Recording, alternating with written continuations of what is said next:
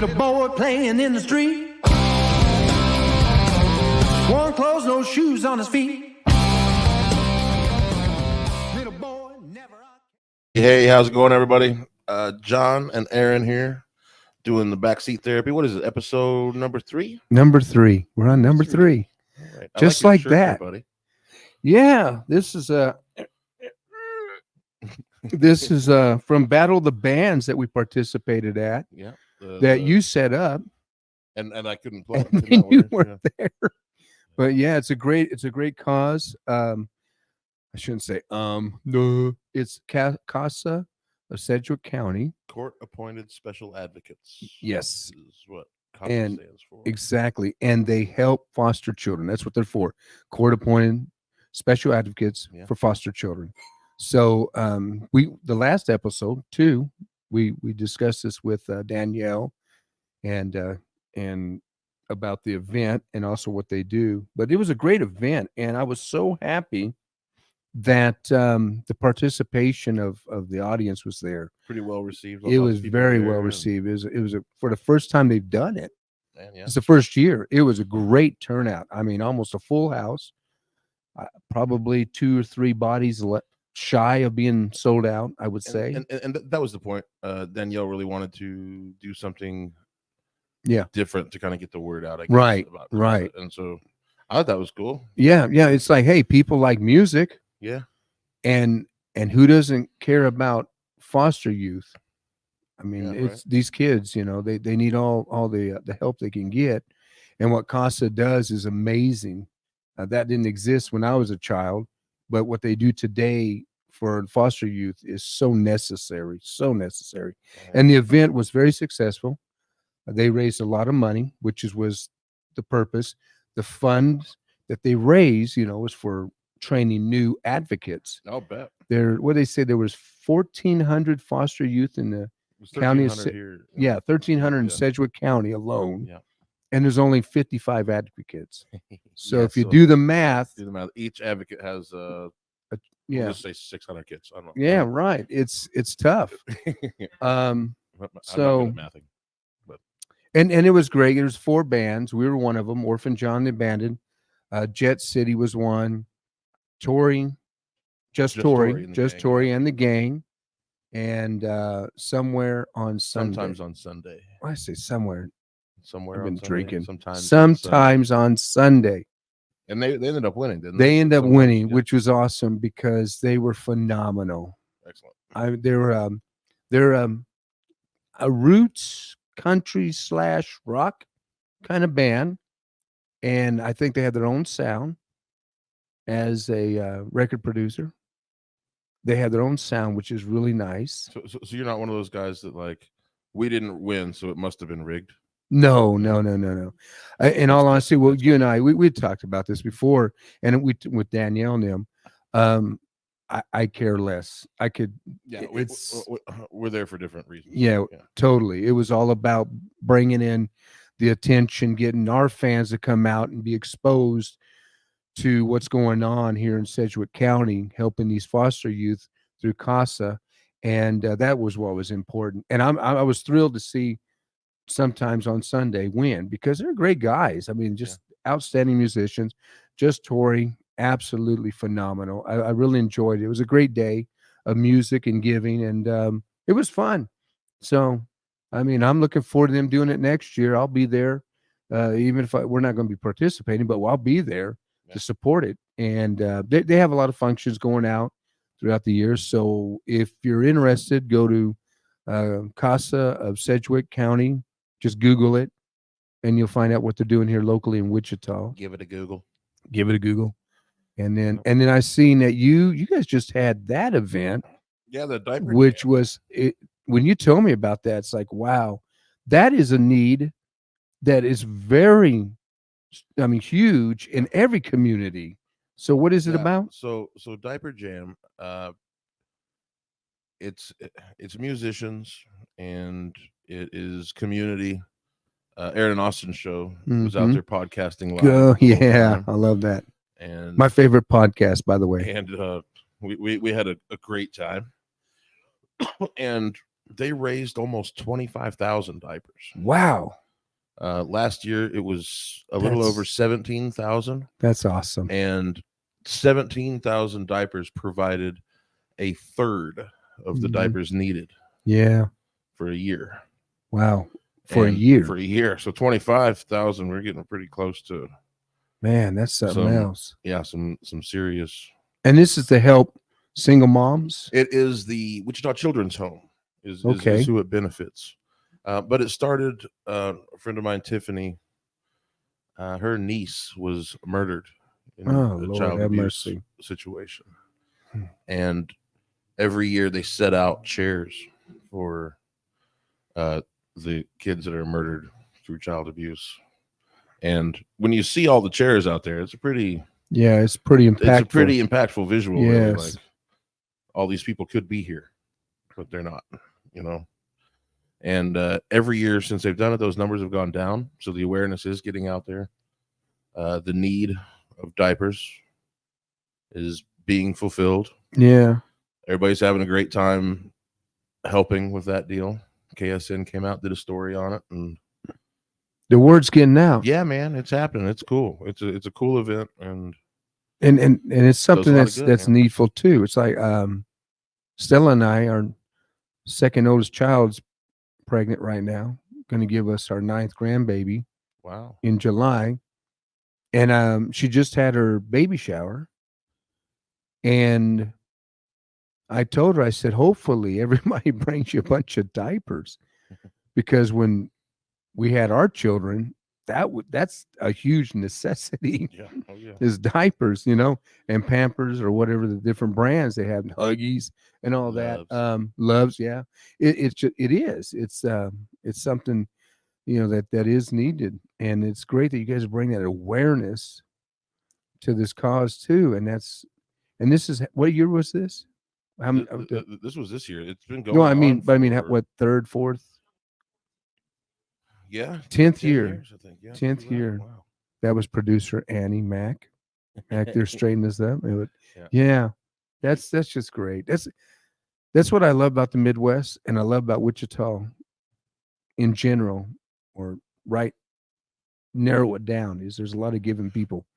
It's definitely community based. You know what I mean? People are giving around here. That's and it's important to help these kids when they're starting off in life.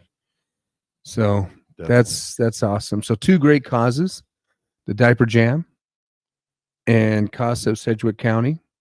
And then also one of mine there in my hometown, Bakersfield, Covenant Community Services, helping aged out foster youth.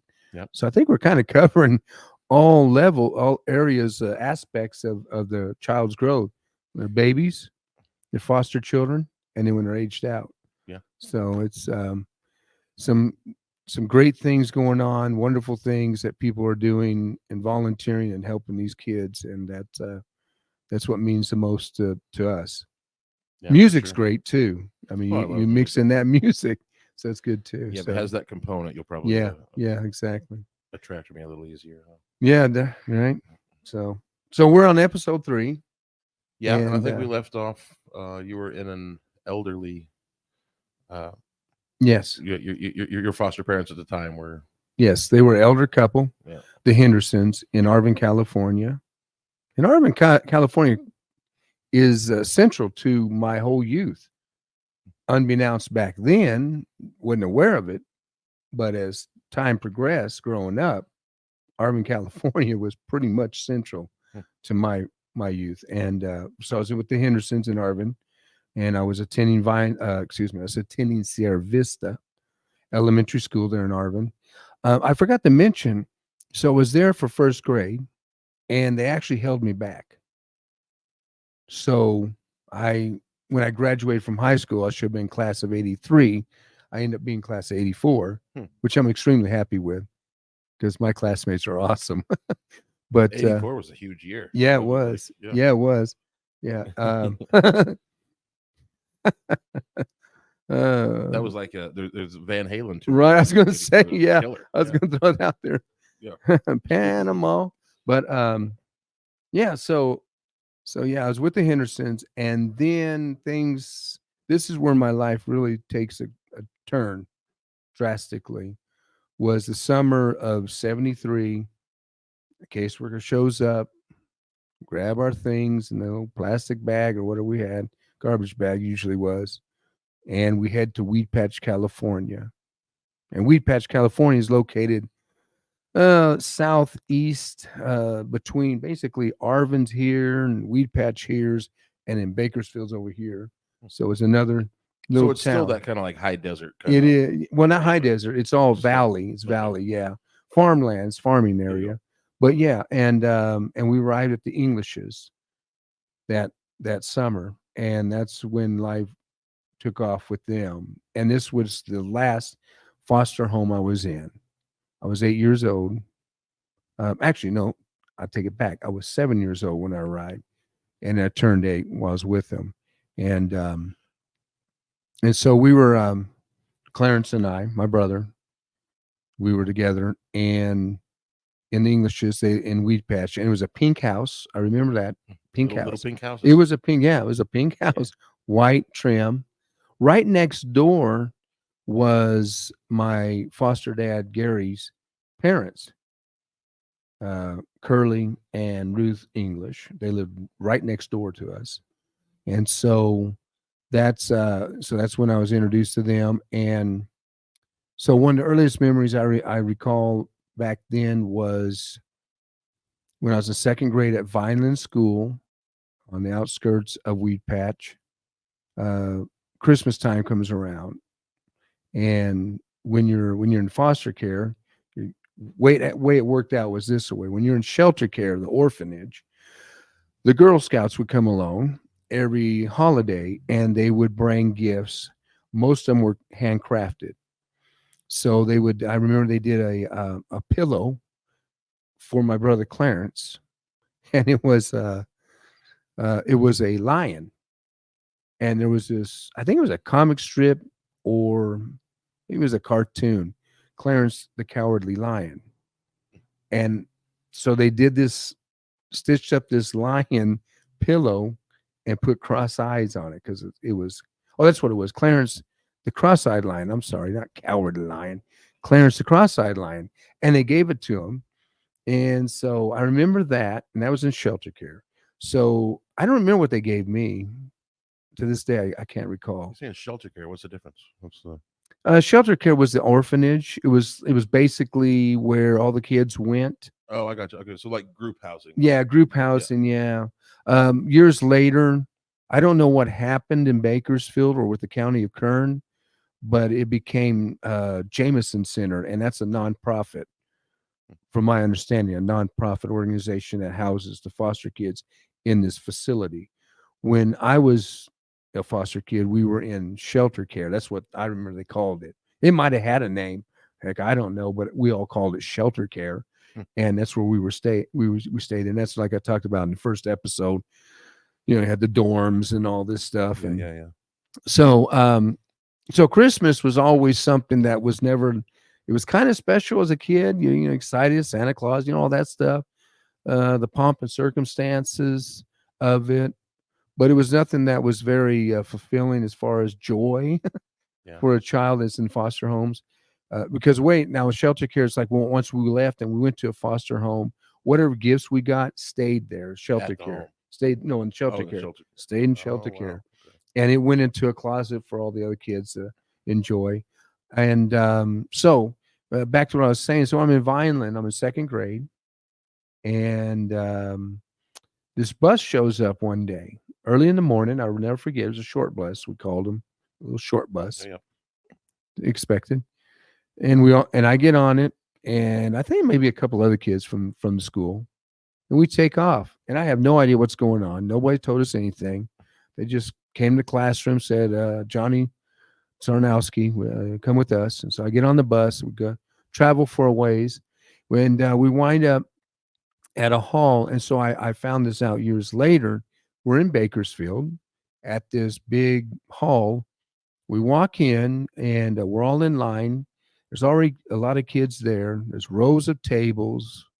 And on every table is a red tablecloth. It's got the poinsettias. It's got candles. It's got the cutlery, the plates, and all the utensils and glasses, really done up. It's beautiful, and decorations, Nice. wreaths, and all this stuff. And so we go into this hall. They have us sit down, and I noticed along the walls on both, there's a huge hall, and there's a stage. It's like an auditorium almost kind of thing. And there's these men standing at attention. Now, when I was a kid, I had no idea what that was all about.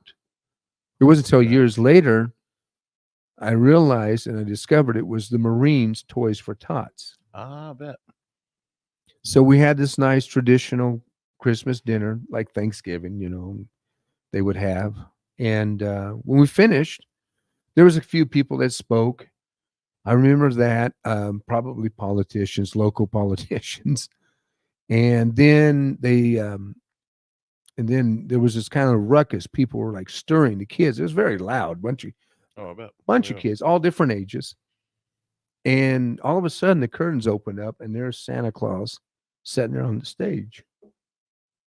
And next to him on the stage, just filled with toys, unwrapped, stacked way up, all these toys. Now, when you're a little kid that's 8 years old and you see something like this, like, wow. So what they did was one by one, they announced, okay, this row of tables, stand up, and you'd follow this Marine around up to the edge of the steps where the stage is, and then you'd wait there. You go up and you see Santa Claus. And so I got my turn. And the only thing I wanted when he asked me what I wanted was, I said, I want my parents. Yeah. That's what I wanted. And he'd probably heard that request before throughout that morning. Sure. Yeah. And he was very stoic. He just patted me on the head and said, "Well, I can't do that for you, young man, but I can get you a gift." And so he took me off his knee and motioned me over to the Marine. The Marine came over and he asked me what gift I would like to have. All the gifts were setting up there. And I looked, and it's kind of funny. I picked out a basketball. I'm not a basketball player, but my boy said, "Hey, basketball." And so the Marine went over and he got the box. I remember that it was in the box, unwrapped, brings it up to me, gets down on one knee, hands it to me, shakes my hand, and says, "Merry Christmas." And then I go on my way. And, it was one of those things. It was just a realization that what I don't have, I can't have. And so I went about my business, went back to school. And so that's one of the earliest memories I have in second grade. We're in Weedpatch. And so Christmas rolls around. And I remember the Englishes we got up that morning, and in the living room by the Christmas tree was two bicycles, one for my brother Clarence and one for me. And this is, the bike was green. I remember it was had the metallic green, had the banana seat and it was sissy. Nice. It was a sissy bar Old thing school. they call them. Yeah, old school. Yeah. Single. There was, single gear. And I didn't know how to ride a bike. I had no idea. So I remember my foster dad, Gary English, taking me out in the street and teaching me how to ride. It was great. I mean, I was on cloud nine. I thought, wow, I got the possession. I knew that this wasn't going to stay in the shelter care. This was mine. Right. It's my bike. And being that young and how exhilarating it was that I had this. And I remember riding down the street, wobbling and turning and coming back up the street. And I got to ride it for a little while that Christmas morning. And then got put away, and I only rode it 2 more times during my childhood. Oh, wow. But it meant something. Yeah. And- And a bike is like to a kid, that's a big deal. That's like a part of your freedom. You know what I mean? Right, Like it going is. out to ride your bike around. When I was a kid, Yeah. I could get all over my town of Winfield on my Right. bike. You know what I mean? Yeah. There's actually an organization here in town that they train people to work on bikes. Mm. And then that process has a bunch of bikes. being fixed, and so they give the bikes away. Nice. So when we have kids coming in, even just for a little bit, it's that we'll take them down there and get them a bike. And it's that independence. send them You off. know, you feel like you said, that freedom, that independence. Yep. And so I remember that, and that was in December, and then we moved. My foster dad got a job out in a community called DiGiorgio, and it's a farmland, huge farmland, out by Arvin, between Lamont, California, and Arvin. And we moved into this house. We called it DiGiorgio Farms, farmhouse, and there were rows of houses. And I remember they were all yellow. They were just like pale yellow, white trim, every one of them, white picket fences, and every one of them had white picket fences. And the first house we were in, we arrived, and we're unloading all of our stuff, moving in. So here it is once again, change. You're just relocating. Same family, but you're relocating.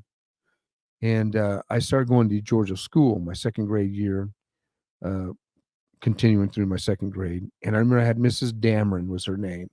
Very sweet lady. I don't remember a whole lot.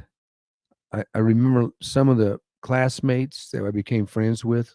One in particular became my best friend. And that was a change.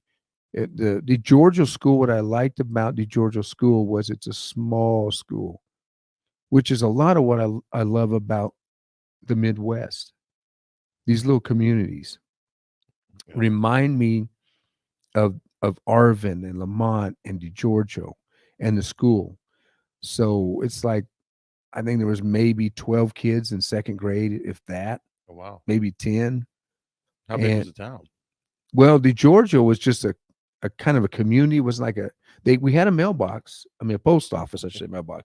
We had a post office. So it was, I guess, a little township, but not your typical town like Lamont was, or a city like Arvin. Arvin was a small city. And so I started second grade at DiGiorgio. I started at Vineland. We moved, and I finished up my second grade year at DiGiorgio. And then so once we moved out to DiGiorgio, that's when my personal life started going downhill with my foster mother, I should say. And the abuse started and things. So there was a insight to what was going to happen even while I was living in Weedpatch, because the fair would come along every September in Kern County, would be the Kern County Fair. And the Porters, which was my foster mother's family, her side of family, took us all to the fair. And while we're at the fair, I was already a little timid and scared of things up to that point because of other things that happened in my life. But they discovered that I was petrified of werewolves. So how that came about, we're going through the Midway, and you have the haunted house ride. And so my foster mother's mother, and I'm kind of leery about mentioning their names. I don't know if I should or not. Part of me is like, yeah, this is who they were. This is what they did. And then part of me is like, I don't even want to acknowledge them, but I guess I should. So my foster mother was Jessie, and her mother was Geneva. So we go to this, we're going through this Midway area, and you play the games, the little ring toss on the bottles and try to win stuffed animals, the typical stuff at a fair. Game. We make it over to the haunted house, and this is where they discovered that I am extremely scared to death of things. There's this young man got a werewolf mask on, and what he was doing, I'm watching it with him, and I'm watching, and what he would do is when the ride was over, as they're coming back out in front, where they're going to stop the ride and the people can get out, he would jump on the back of the ride and they wouldn't know it. So once they stopped, he would scare them. He's right there, So everybody thought that was funny. Well, Geneva decided I need to go up there and say hi to him. And I didn't want to. Like, no, So I started pitching a fit about it. And she made me. And he didn't know. He had no clue what was going on. So he comes out, he sees me, and he's carrying on, and I'm freaking out over all this stuff. And I was only 8 years old. I was just a little kid. And it really, really, to this day, I deal with my wife calls them night terrors. I call them nightmares. I'll have them where I can't breathe and I'm running from a werewolf. But yet I like watching werewolf movies like The Wolfman with Benicio del Toro. I like that movie. But for some reason I have these nightmares, and it's like the enjoyment of something that's not really real is there, but then because of what happened as a child. So what happened there was I was extremely petrified. And once I got home that night, I remember, this is in the pink house in Weedpatch. I remember laying and my bed was up against a wall, we're situated in the bedroom, and I'm laying up against that, and I wouldn't move. If I'd hear something, because they turn all the lights off, and I became extremely scared of the dark. Because you could hear things, you could see things, your mind can do things. You play tricks on you. And as a child, I remember laying there stiff as a board. I literally would not move. I'd be sweating. I'd pull the cover over my head, and I would just be now in September in Kern County in California, in Bakersfield area, in September, you're still in the triple digits. You're like 100 degrees, high 90s, low 100s. So I remember laying there and just sweating, just perspiring like crazy, stiff as a board, would not move because I was so petrified by what had happened that night. And then all of a sudden, I feel this claw on the side of my back as I'm laying there stiff against the wall. I feel this sharp claw thing just hitting my back. And I'm like, I'm a little 8-year-old kid. So now I'm already freaking out. Already what I experienced and all this stuff. I don't have a werewolf in bed. Yeah, exactly. Yeah, I'm laying there thinking that there's this werewolf under the bed trying to reach up and grab me. And I laid there for hours to the point I remember my shoulder muscles were hurting, aching, and everything because I was just froze. Eventually,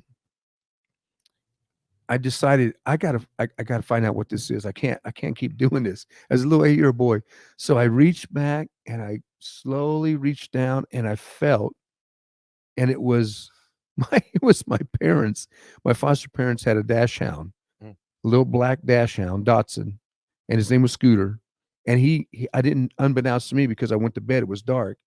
He was already laying on the bed next to the wall. Basically, he was saying, "Hey, son of a bitch, get off of me. You're smothering me." So every time I'd feel that jab, it was his paw saying, "Dude, you need to move over." When I finally reached and I realized that, it's like, oh my gosh, it's just Scooter, So, and that was something that transpired there.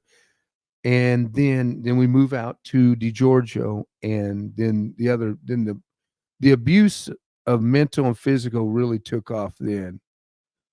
And there was a point I was talking to my wife Stella about this. I said, I never gave it no thought, but other than Geneva scaring the crap out of me at the fair, and I don't remember Jesse doing anything abusive to me or to Clarence when we lived in that pink house. And I was talking to her about it, and I said, I wonder why that is. That never happened until we moved to DiGiorgio. And she made this astute observation because she knew next door was Curly and Ruth English, my foster grandparents. And she said, well, because she would be known, she'd be seen. They would know what's going on. Yeah, very possibly. Right? And she didn't feel comfortable. Wow. So when we moved out to DiGiorgio, way it was there, we just started becoming little servants, and that's all we did, day in and day out. My second grade year, I remember just cleaning the house constantly, dusting the baseboards. Want to go outside? No, can't go outside. Tell you this is done. There's nothing but chores. And one of the saving graces for me was having a friend. So I mean, like when you're growing up, you had friends, right? Oh yeah. Do you have any that you still are in tight with, in contact with from your childhood? Not so much. A couple, but yeah, not so much. Life has a way of separating you guys out. Yeah. When I think that when you're kids, you're friends out of convenience.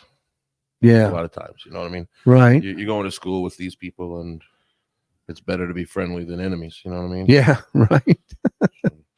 Yeah. I was just curious because when we arrived in DiGiorgio Farms, that and that's part of a foster child's life is you're constantly moving. Yeah. You make a friend, and you have a close friend, you think, and then you're gone. You Yeah. lose them.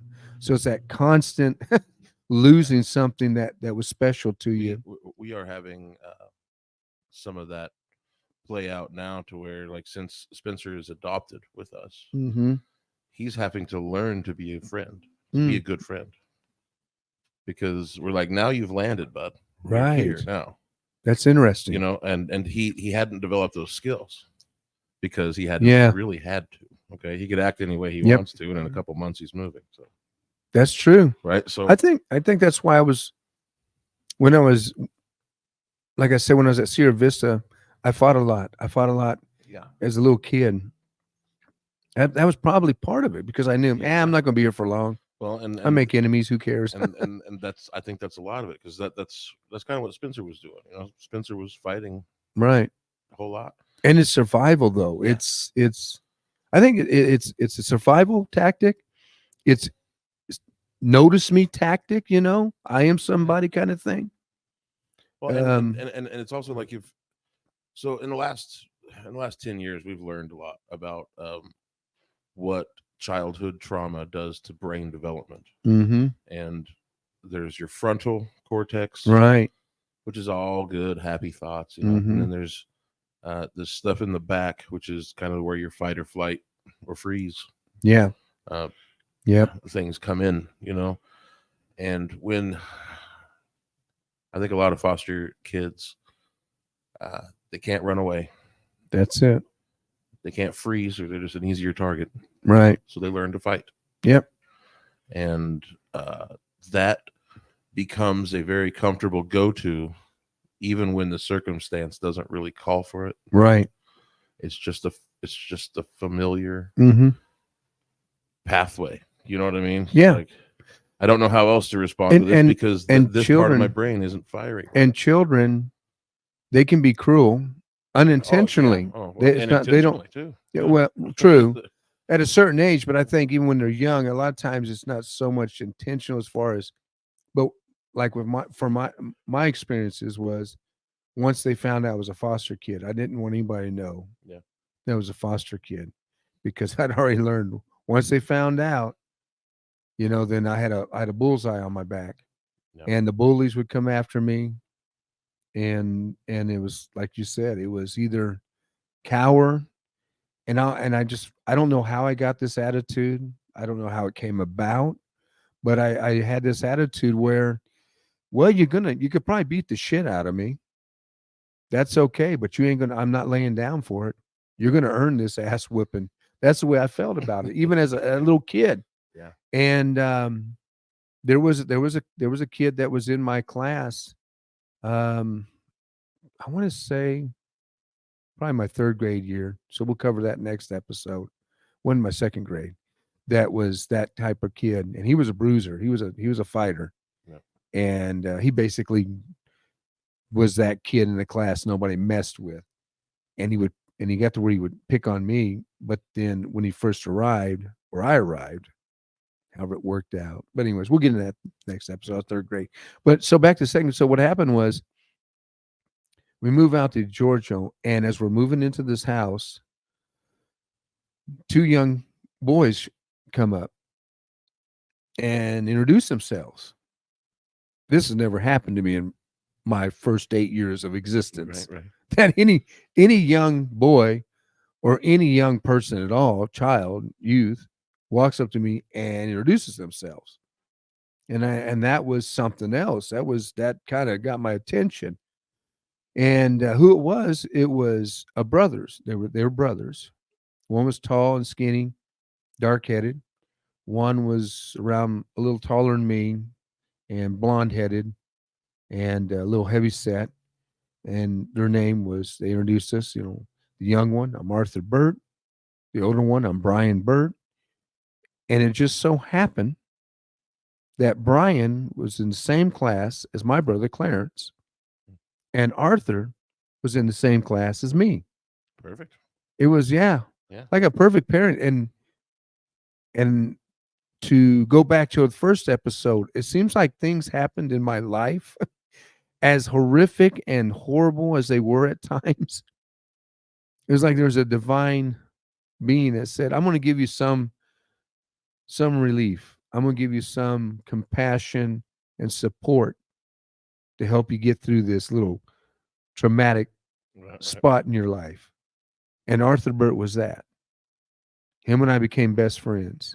I mean, we were very close friends. And he was the only one, other than another friend of ours, Ricky Carrillo, that lived a couple of doors down, that knew about what was going on in that house. I'm going to say it again because I think it's important. My foster dad never knew any of this stuff was going on. He didn't know about the abuse. If he did, he never let on. And I never seen any signs that he knew. So I've never held him accountable for things I went through. He was a strict disciplinarian, military man. And he actually gave me the discipline that I needed, so I wouldn't turn out to be a total nutcase. But my foster mother was a different being, and she conducted herself in ways because she was abused as a child. And she was, cycle, man. She was molested by her stepdad. And she told me this when I was a little bit older. And so a lot of things, back then I couldn't understand. I didn't know why this was happening. As an adult now, thinking, piecing it together. Yeah, it's like, okay, I get it. I get what was going on there, why it was happening. It didn't justify it, of course, No. but at least now I understood why I was being treated the way it was. So there was an incident where, because of the being scared of the dark, I got to the place where I wouldn't get out of bed. I'd be petrified. And this was just my nature at the time. And I'd have to use the bathroom. And I was too scared to get up, and I'd wet the bed. It wasn't one of those things where I wet the bed because I was asleep. It was just because I was too scared to get up, because I'd hear things and I wouldn't. And one of the things is, we lived in these houses. They were old houses, old farmhouses. So they had these slat floors, wooden floors. And anybody that lives in a house with wooden floors knows that when temperatures change in the atmosphere, they make creaking sounds. They expand, And like here in Wichita, I've noticed that my house, when it's humid outside, the doors get a little harder to open. They're kind of rubbing on the floor. They expand. It's wood. So in these houses, I would hear these creaking, and that would scare me. To the point where I wouldn't get out of bed. I was already, and my mind just starts playing these tricks because of this incidents that would happen that Geneva did at the fair, and it just starts snowballing. So I wouldn't get out of bed. I ended up wetting the bed, and it got to the place where I was getting beat for it. I was getting set in the corner, face in the corner, my nose dead in the corner. You can't move. They want your nose right in that corner. Do stand there. Do not move. And I'd stand there for hours, stuff like that. And one particular time, she got tired of it. Jessie got really upset about the situation. And so she decided, and I think her mom was involved in this too, if I remember right, was, okay. And they would do stuff like treat me like a baby, a little baby, because I'd wet the bed. This one time, they put a diaper on me. That was it. Set me out in the front yard on the walkway. So all my fellow, Arthur could see me, Ricky could see me, other kids that went to school with could see me. I'm sitting there. And again, I'm in 8th grade. I'm 8 years old in 2nd grade. And they took a baby bottle And I remember they put hot water in it. This is a common thing. And they put these super hot peppers and they would pour the juice in there. And they would make me sit there and I'd have to suck that bottle in front of everybody. So my friends walking by and I couldn't get up. I had to sit there until I finished that bottle. And they do that a couple of times. And mentally that just fucks up a kid's head. Well, yeah. You're embarrassed. And that creates more anger. So when you're picked on at the school bus stop, you're getting more fights. Yep. You're in the schoolyard. They know I'm a foster kid. You're getting more fights. And that just cycle just keeps going. And I remember they did that to me. They would always do stuff like that, make me eat hot peppers when I'd do something wrong. You know, the typical, which most parents, I guess, back in those days would do if you cussed or did something. They'd put soap in your mouth. Yeah, right. Wash your mouth out with Yep, soap. exactly. And she was good about making sure she shaved that soap on my teeth, just make sure I get a good amount. And one of the things that they would do, and I'd forgotten about it, but when we decided to start doing this podcast, looking back at my childhood, I don't know why they did this, but I guess just to embarrass me. They would have, and I don't even know where these girls came from. I think they were, I don't know, maybe some nieces or something, but they would have these girls bathe me. Yeah. So I'd be embarrassed. I'm butt ass naked in front of these teenage girls. And I don't know why, but they thought that would be a good disciplinary action to take. That's really weird. To embarrass me. And so that had some weird effects in my mind too. But I remember that. And so, yeah, there's other things they would do. But so back to second grade, Arthur, I got to be real close with him, great friend. I don't think we ever fought. One time I can recall, but he was a constant through my childhood. During that time, I was out in DiGiorgio. I went to DiGiorgio School all the way to my 8th grade year.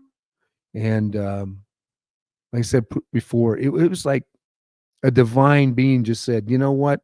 This kid's getting fucked up. I'm going to give him somebody that's positive in his life. A silver lining is to that mess with the pepper juice is that I love peppers to this day. I love hot food. I mean, you know, That's so they they conditioned me. What Yeah. I would think. You know what I mean? You'd I think mean, like I hot pepper- will, hot food yeah, would be the a hotter trigger, the now I bring love you back Thai there. food. I Crazy. love Thai food Same. because it's so spicy. I love spicy hot food. So Serranos, I go to Pollo Loco when I'm in Bakersfield and I get me a double chicken bowl and Serranos. So, I mean, it's kind of, when I look back, some of these punishments, so like they make me eat sauerkraut to punish me. And I hated it. Oh, still. But today I love it. I'll eat it with brats, all that stuff. I mean, I'll eat it right out of the jar. So gross. So so gross. So Zombie cabbage. yeah, zombie cabbage. Oh. But you know, and that so second grade was kind of that when I arrived in English, that's when things really started going in that direction where my childhood was really constrained and there was very few moments I can remember. Like I said in the first episode, I don't remember a lot of good things, just little snippets, you know, little scenes like the Marines' Toys for Tots, that moment of feeling like somebody cared about me and everything. That was very crucial. And it's something that needed to happen, I guess. Yeah. And it's also kind of like what Casa's doing. It's like what the Diaper Jam is. You have these people that are volunteering to help an underprivileged child, a foster child, and they never know what impact they have on that child. Right. That's in a positive way because there's not a relationship. But rest assured, it's a positive impact. And that Toys for Tot thing was a positive impact for me. It was one of those things that I just felt, okay, so I do exist and somebody cares about me. I'm not in shelter care. The Girl Scouts ain't showing up to give me a gift that I got to leave there. I'm in a foster home and they took me on this ride to this great event and gave me some time, some much needed time to me personally. And I had a gift, and I kept that basketball, and I ended up giving it to another kid a couple of years later there at DiGiorgio Farms, a little Spanish kid that was younger than me. And I gave it to him because I wasn't a basketball player. Right. So, but yeah, so that was second grade. And, but there was some good moments. I mean, there was some things that was good in that year, and that was Arthur Burt. Years later, I think it was his sister. Yes, it was his sister. I found on Facebook, good old social media. Mm-hmm. And through her, I met his son, Joshua, if I remember right. And then by him, I was able to find out what's Arthur doing, because he had moved away when he was a kid to Mississippi, and we'll get into that later. But, those friends are important to have those in your life, and help me get by. So, and it probably taught you a little bit about how to be a friend at that point. It did. Yeah, it did. Like I said, when you're moving around so much, it's hard to kind of figure out that stuff. You know what I mean? You don't come by it naturally. Right. Well, another thing, and also trust. Yeah, for sure. That's a huge part. A lot of for me, and I think this is the aspect of foster children, trust. For me, being abused and treated the way I was, I had no trust in anybody. I didn't trust my foster dad. I didn't trust my foster mom. I didn't trust anybody. But Arthur, I trusted. And that made a difference. Hey, but grab like 3 of those, okay? Leave with that. Yeah. Makes a difference when you have that friend. And I think that was I know, because Arthur was in my life, that helped me through a shitload of trauma. Yeah. It made a difference. Another thing was my foster parents had dogs, and they were, you can't find a better companion than dogs a lot of times. And there was some dogs, Scooter, the black Dotson, and then we also had this shepherd. He's a half breed. He was like a wolf. I know that he was part wolf, because check this out. He looked like a German shepherd in a sense, but he was huge. And he wasn't German shepherd colors, rust and black or whatever. He was yellowish and white. Really unique color. And that was my best friend. I remember that. I took care of him and everything. He was like, because we'd have to feed the dogs. That's part of our chores. So that's when I get to go outside, and we feed the dogs, hang out with them a little bit. And, but most of the time we were inside. My day-to-day regimen was basically from second grade at DiGiorgio School until I was in 8th grade at DiGiorgio School. That whole time was get up early in the morning, do my chores, dust the wood floors, prepare dad's my foster dad, who eventually adopted me, his meal for lunch, and do dishes every night, set the table, help cook, do all the laundry, make the beds in all the rooms, or my bed, my foster parents' bed, dust their furniture. That's all I did, day in and day out. Clean the bathroom every day.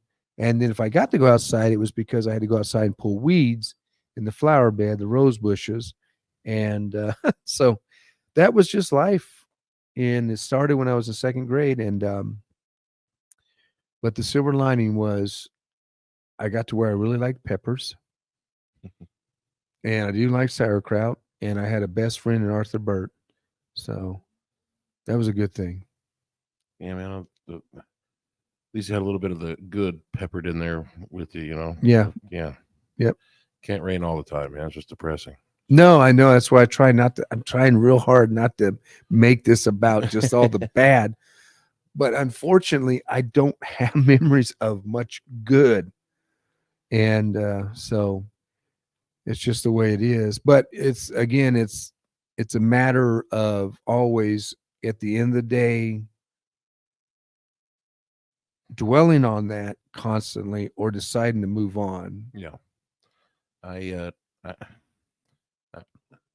tell Spencer a lot, okay, because he was just in the system for just a terribly long time. He moved a lot, and it was just horrible, you know. Yeah, because you said what, 18 homes times, in 6 years. 6 years. Yeah. And but I tell him all the time, I'm like, hey man, as you grow up, these things that have happened to you, you are either gonna use those as the excuse for a thing that keeps you down. That's it. Or you're gonna use that as the thing you overcame to be the person you need to be. That's right. You know what I mean? Yeah. And really how you relate with your story. It's your choice at the end of the day. You know what I mean? How you are gonna do this. That's it. You know? And I don't always know if it makes sense to him. You know, it does. It may not, but it will yet. Eventually. You know, yeah. He'll remember those conversations, and you keep reiterating that. Yeah. Sometimes you just gotta like kind of plant the seed. Yep. And it is. It makes a difference. Because when I got to a place where I decided to use my childhood as a positive motivation. Yeah. Yeah. That's what I mean. My children. So when my children came along, my kids, because it all had to do with, I'm going to have my own family and I'm going to give them what I never had. That was priority number one. When that transpired, there were a few things I decided I would not be. I would not be Jesse. And so, or Geneva, I wouldn't scare them. I never scared my children. Never. I wouldn't jump out of the closet and go boo. I wouldn't run into the living room and scare them. I didn't even have them. They didn't even watch scary movies. Yeah. I never wanted them to have that trauma in their mind to live with for the rest of their life that I'm dealing with. I dealt then. I still, to this day, I still have these nightmares, and it's crazy because again, I like watching certain movies. I'm not into gore. I can't do the gore thing. Yeah, I just don't get that. That stuff really, I just don't get it. I don't get what gratification there is watching somebody get sliced up and diced up, and Friday the 13th. I never was into that stuff. Walking Dead. No, yeah. I won't do it. I watched talking about that. I was watching one episode because everybody kept telling me about it. Oh, this is a great series, Sons of Anarchy. Yeah. And I watched it. I love Sons of Anarchy. And there was the one episode I watched, it was such brutality. Yeah, oh yeah, a lot of it. That I couldn't handle it. I was like, no, I just can't do that. Now, and I don't fault anybody who watches it, but for me, because the things I experienced as a kid, it just brings it all back to surface. Yeah. It causes me to have these feelings that what the fuck, and that's what happens. And so I decided my kids are never ever going to be scared, and if anybody tries to scare them, I would have beat the fuck out of them. Pardon my French. You don't scare my kids. And I think I did okay there. I don't think I could ever remember. I'd have to ask Heather, June, and Brooks, Sky, and Clay. But as far as I know, they never were scared by anybody. But it's just I just didn't want that to happen to them because of what I went through. Me and Spencer will scare the shit out of each other, man. It's well, like, but see, that's a relationship, right? He likes, it's a give and take thing. Yeah. If I come home and he's not there, right, he's somewhere waiting to jump out at me. But that's a relationship. Yeah. That's a relationship of a young child that loves his dad, and you have this thing going on where you try to one up each other. Yeah. That is, to me, that's a positive. But whereas with me, it was never about that. It was all about how can we scare the bejesus out of this kid and get our rocks off on it? Yeah, And that's what they we're, did. We're very much jump scare, Yeah. Yeah. But, I don't even scare Stella. Yeah. And there's times I walk in, like the other day, I walked into, she had gotten up early and thought I was still sleeping. I walked in the kitchen and wrapped my arms around her and she jumped. I was like, oh my God, did I scare you? She goes, yeah. And it's like, okay, next time, hey, I'm coming in, coming in the kitchen. I'm going to snuggle up to you while you're at the sink there rinsing off dishes. So, yeah. So you finished yours before me. Yeah, I'm pretty quick at that. Nah, we're all right. We're probably getting pretty close. Huh? Yeah. We're at about an hour now. Yeah. So I think we probably bored people enough. We should probably wrap it up. Freaked them out enough. Well, thanks for going into that, man. It sounds like we're going to try to tell this story a year at a time or so. Right. Kind of what you're. Yeah, I don't. Again, this whole podcast, I'm going to say this at the end of every podcast. The whole podcast is about telling my story because people wanted to know, being touring musicians that we are, and they call me Orphan Jon. What was that about? And so this is my story. It's also for my children and my grandchildren and generations in my family, for my kids to know where I came from and what was going on. Why? And I think it's also here just to kind of help. Yeah. And that's maybe we can validate or resonate with some people. Right. Because I've always said this, and I'll say it till the day I die. My siblings are every foster child in the system. Every single one of them. We're all siblings that were born into this situation that we didn't ask to be in. Yeah. And so we all relate. And everybody has a story. I always say that. Everybody has a story. This is mine. And as horrific as those moments were, it's like what you said, Spence. You're either going to take this fucked up shit and choose to go down that wrong path and use it as an excuse. It's a valid excuse. Well, it is. Yeah. Or you decide, you know what?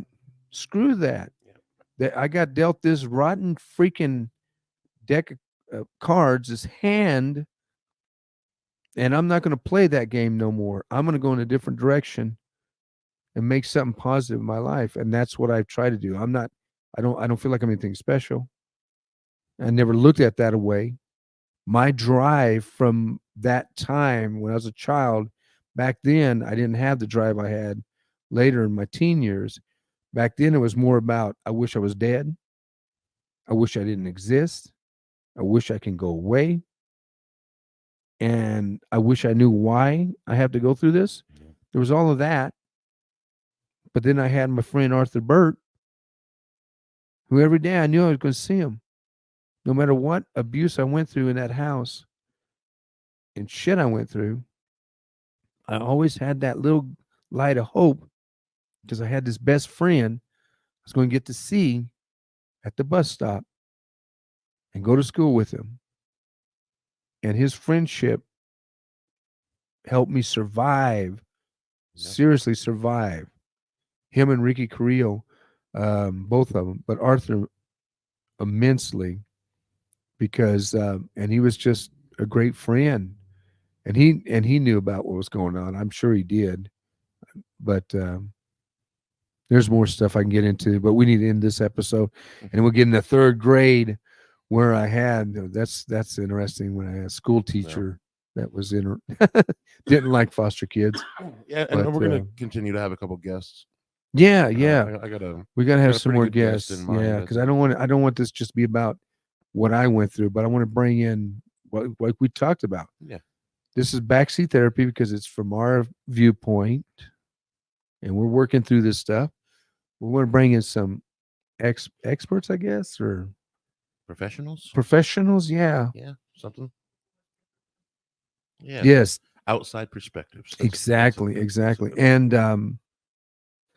And hopefully help some people like CASA's doing, because that's an amazing nonprofit organization, and they're throughout the states. I think it's 49 states, if I remember right, Yeah, I think that's what they said. that have CASAs throughout different cities, metropolitans, and all that help these kids. Yeah. Makes a world of difference to have that advocate. And there's just a ton of organizations out there. If you guys are listening to this and you guys want the help, I mean, of course, check out CASA of Sedgwick County. Mm-hmm. Check out your local CASA wherever Mhm. you're at. There are likely court-appointed special advocates. The need is huge. Consider becoming one of these. Yeah. And Yes. and just kind of look. There's a bunch of organizations out there doing a lot of Yeah. really good things. There is. Find one that resonates and aligns with you and your values, Mhm. and Support them. and do what you can. I Yeah, mean, do what you can, support them. you can't do what you can't do, but do what you Yeah. can, please. Yeah, because these organizations are doing the work. Yeah. They're in the trenches. And they need your help, man. Right here in Sedgwick Yeah. County, we have 1,300 kids in the foster care right, system. 1,355 advocates. Yeah. So that can grow by donating, and we'll every episode we're going to have Covenant Community Services link where you can donate to help them. In my hometown of Bakersfield, California, Yeah. where I'm originally from, they help aged out foster youth. That is so critical. And you can buy some Orphan John coffee. Yeah, Orphan John Yeah. and the Abandoned Coffee. That link will be in there. And also donate to help CASA of Sedgwick County. That's important too. Here where I live now, I love Wichita. This is my new hometown. We brought up Toys for Tots. Yeah, Toys for Tots. Another killer way to give. Right. Yeah, and like I said, in all honesty, it's those little things. You may never meet that child that you gave this gift for in Christmas time, but trust me, that is a major positive thing. It happened to me. It's because of these, like I said, it's like a divine being, whatever you call it. I'm into spirituality. You can't be, for me anyways. And I feel like there was always these certain things that happened. When I look back at my life, going through it at the time, I didn't know. All I knew is, like I said, I wanted to die. I didn't want to exist. Why am I having to go through this? But now I look back and I see certain things that have transpired at the right time. It's like it was just meant to be. Yeah. And I think Divine intervention. Yeah. And I think some of it is a caring, giving, loving, compassionate adult that said, I'm going to give this basketball, I'm going to donate this basketball, unwrapped toy to Toys for Tots, for the Marines, Toys for Tots in 1973. And here's this little foster kid that gets up there, 8 years old, asking Santa if he can have his parents back. But that Marine walks him over and says, pick out a gift, and I get this basketball. All of that experience made me feel like somebody cared. That little moment. So whenever I'm going through some shit and I wish I was dead, I wish I could die, I had that little light remembering I got this gift because somebody did care. And I keep pressing on. Yeah, man. And then you get to that place eventually where I decided, in spite of, I'm going to make something of my life and give my children what I never had. And then that my grandbabies will never, ever, ever experience anything remotely close to what I went through as a kid. The cycle can break. Exactly. Yeah. So if you can give to CASA, whatever you can, here in Sedgwick County, CASA Sedgwick County, do it. They're like I said, they're in the trenches. They're doing the work. Covenant Community Services in Bakersfield, they're in the trenches. They're doing the work. That's what's important. If you can do that, that's awesome. Well, I appreciate you telling your story, brother. Yeah. If you like what you're hearing on Backseat Therapy, man, give us a like, give us a subscribe. Check us out. We're doing one of these episodes every month. Every month, yeah. I think once a month is enough. Yeah, might be. Yeah, Just yeah. Like and subscribe, and we will see you next time. Yeah, thank you for tuning in.